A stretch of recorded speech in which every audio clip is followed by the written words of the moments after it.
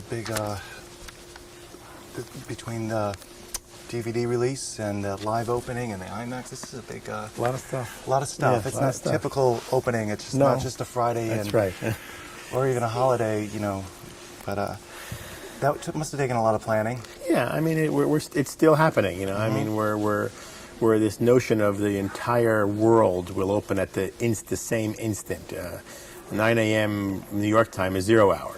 And that made 6 a.m. LA time and 11 p.m. in Tokyo. I mean, the movie will open at that instant throughout the entire world. Are people going to be hooked up, knowing when to roll, or is it just they're going to watch the You know, I mean, it's going to be essentially. I mean, we're at a world time that our. You know, I mean, like, I guess computers have the same time everywhere. Yeah. So it'll I think it'll be. I think we'll be in the Today Show. I think that morning. I think that they'll be kind of going between London, I think New York, and in Tokyo. So you can watch the Today Show. Then. Well, I'll be in Tokyo, but yeah.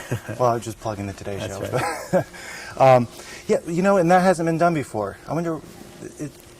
I mean, you think everything's been done, but I guess it hasn't. No, it's an interesting concept. I mean, we got close on Reloaded because we opened in Cannes, which had to be kind of a premiere. So then that we opened in France at the same time, and then a few more territories, and about a few weeks later, a few more, and then a few weeks later, a few more.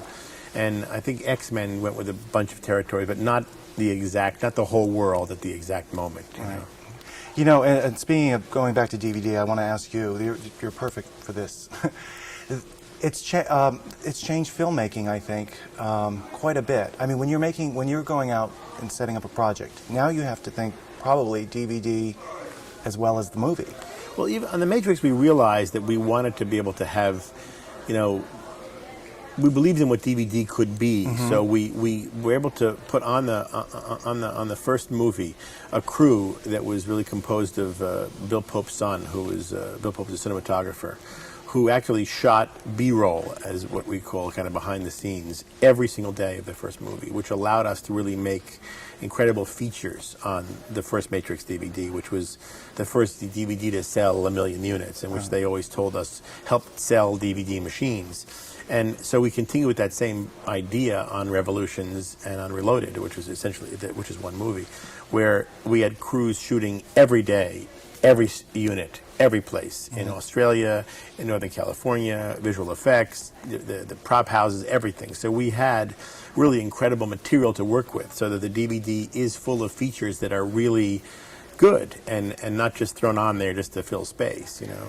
Well, unlike in, let's say, even the 80s, and definitely not the 70s, when you made a movie, you just thought, okay, let's go to the screen. And of course, maybe later on TV. But now you have this great sounding theater at home. And so you do have two platforms. Sure. You're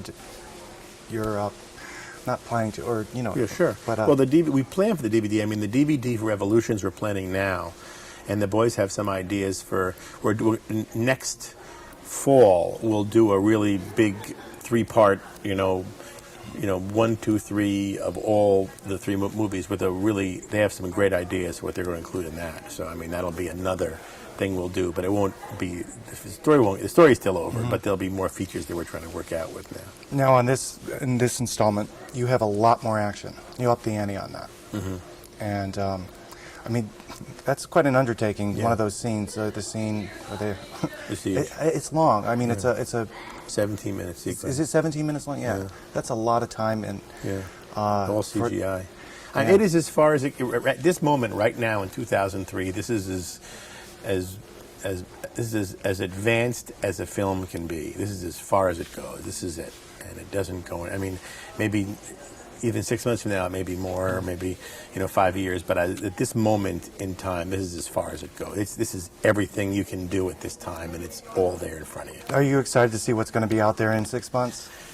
Does that even? I mean, maybe that doesn't interest you as much as. I mean, no. I'd love to see what the next Star Wars movie is going to look like, but I don't know how it can go beyond what we've just done. I don't know how it can. Well, it must be exciting to do this then, if it's a first time. You're trying. It's pretty out there. Well, the first one, absolutely. Yeah. I mean, it blew everyone away, especially the fighting scenes. Sure. Because that was groundbreaking. Yeah, we have even more of that in this one. All right. I think we've been wrapped, but it was nice talking to you. Nice talking to you too. Thank you.